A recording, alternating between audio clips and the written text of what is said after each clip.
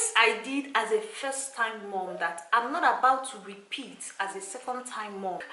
I learned the hard way. Never. 1, 2, 3, go. 1, 2, 3, go. So welcome back to my channel, your favorite baby girl Ozito Chimunyenai, lovable babe. Thank you so much for clicking in today's video. Don't forget to like, subscribe and share. In case if you see somebody going about, walking about, I have my almost 2-year-old here with me, my assistant, so please pardon somebody that is in this room throwing things up and down. If you are a first-time mom or you are still even single, this video is for you. Yes, you are about to give birth to your baby, this video is for you. Or maybe you are even third-time mom, fourth-time mom, you are going to learn from my mistake. The first thing I did as a first-time mom that I will not do as a second-time mom is co-sleeping with my baby. You see that co-sleeping? Yes, it's going to give you the privilege to sleep for a longer period with your baby, because baby like to be close with their mom, and sometimes mothers, that's the only way they can sleep for like 4 hours, 5 hours stretch. But let me tell you, it's going to be beautiful when you are doing it. But when you now want to be enjoying your sleep, when you now want to be sleeping alone, sleeping with your husband, that is when the consequences will come looking at you, knocking at your door like, you are going to reap what you sow, and I'm not about to sow that again. Go sleeping. Yes, that time, if I'm sleeping on the same bed with my baby, I can sleep 3 hours, 4 hours, uninterrupted. But now, I'm suffering the consequences. Some of this thing I did as a mistake was as a result of my health. If maybe this is the first time you are watching my video, after I gave birth to my miracle baby, I had complication that made me stay in the hospital for 3 weeks. I had another surgery after 8 days after a C-section, so I came back broken. I came back, I wasn't fine when I came back. It was just I and my husband doing it. So when my husband go out maybe to the supermarket, or he was the one doing everything, I have to be the one taking care of. So this was the reason why I made some of this mistake. At the end of everything, do what works for you. But if you are fine, there was no complication, please avoid this mistake, because I know that as a second-time mom, I'm not going to have any complication.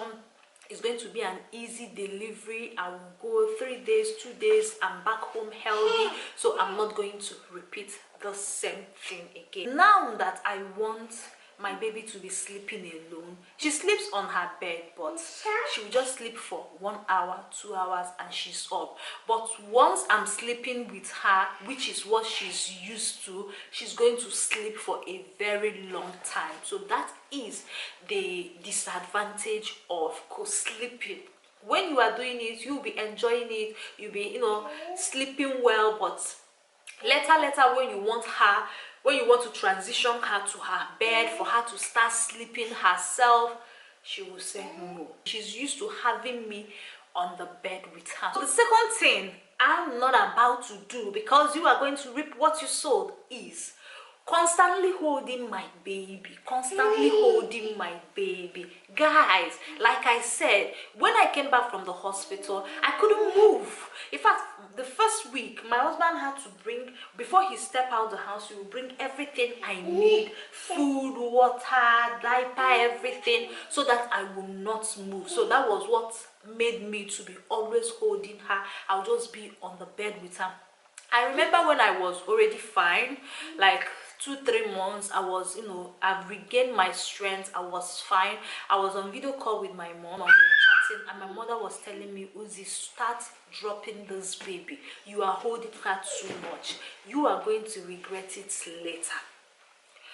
But by that time, it has entered me. She's already used to it. I was already used to it. I felt that was the only way I could just get some rest. But let me tell you something. My baby wants me to be around. I didn't do this one that you will stand up and be rocking her and be doing anything. But with my second child, once we come back from the hospital, I'm going to be dropping you in your bed, feed you very well, not always holding you.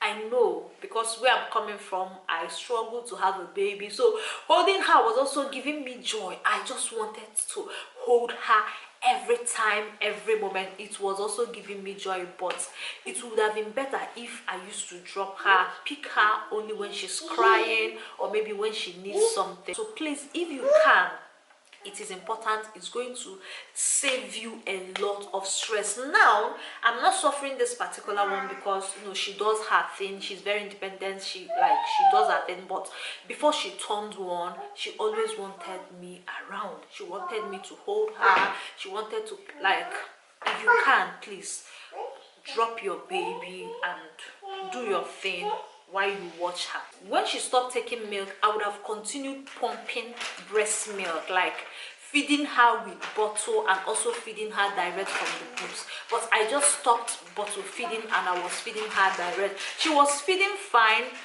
but it made her to be so attached to my boobs. When I'm out and she wants to eat, I'm going to bring out the boobs.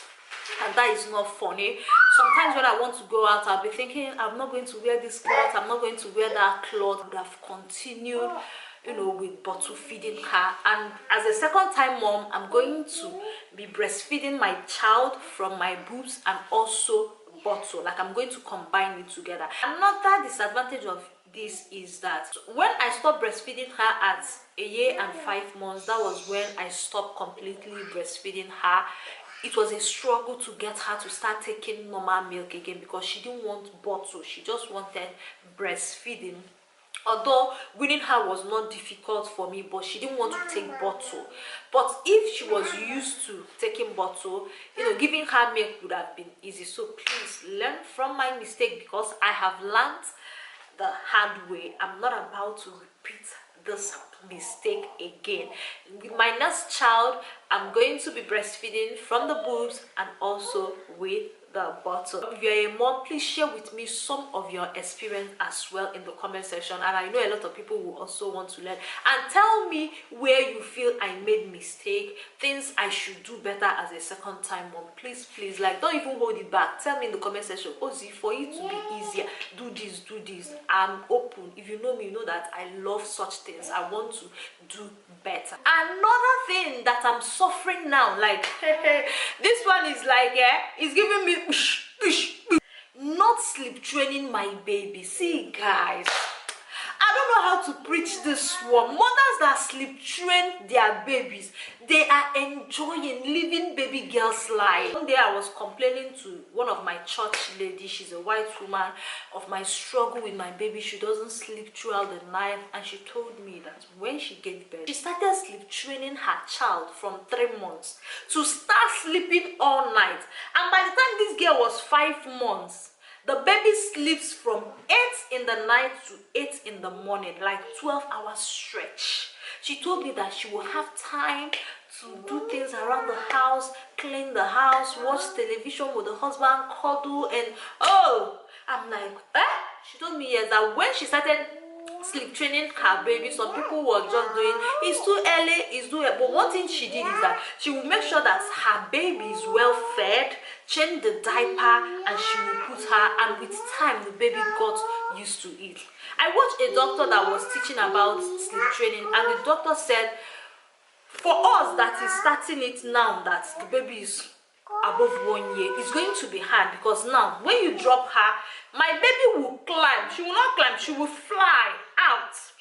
That it is better to sleep train them when that time that they cannot even stand up on their own. Like maybe they will sit but they cannot stand up. When you just drop them on the bed, they will cry for a few minutes and sleep. But when you are sleep training them, when they can walk, climb, like Chimemela, when I started training her, I think second night, she climbed her bed. I put her on her high chair, she climbed down. Once my baby is 4 months, I'm transferring you to your bed. Yes, I know people will say they cry. I will be around checking you, taking good care of you. But you see, sleep training, I'm not about to make that mistake. I have a mommy friend that is enjoying her life because she was able to sleep, train her baby immediately she turned 1. And right now, her baby sleeps around 9:30 and wake up the next morning. But me, I'm still here struggling. Sometimes Mama will sleep, I will put on her bed. By 2 hours later, she's up. I have to bring her because by that time I'm tired. I don't even have strength.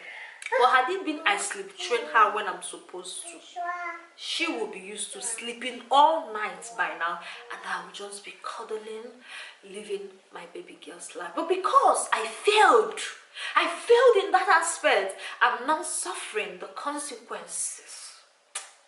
You should tell me sorry because I've suffered.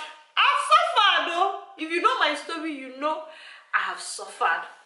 So mommies in the house, share with me some of your mistakes, some of the things you did that you are not about to repeat, or you will advise your younger self or advise me. And another thing I did that I will not do again, this one is for my personal, it doesn't have anything to do with my babies. You see, that time that we are about to give birth, you go and make one fine hairstyle. I went and did Ghana weaving all back, use extension. I'm not about to do it because I feel like, and after like 2 weeks, I called a stylist to come and make my hair. Now did Bob Marley 11111. I remember when I posted that video, a mom in my channel, one of the moms that watched me said, Ozzy, this hair is going to cut your hair because of the face you are. But by the time she was writing the comments, I had already made the hair. Had it been like maybe she saw me before I was making the hair, I wouldn't have. Guys, as I was losing that hair, removing that hair, I lost all my edges. But thank God they are all grown back now, looking good. As a second time mom, once it's time for me to go and give birth, I'm going to just go and do normal cornrow. And when I want to change, for the first maybe 4 months after giving birth, I will not add any extent. In fact, 6 months, I'll just be wearing wig because I don't want anything to happen to my, even if it's going to shed, not the way it's shedded.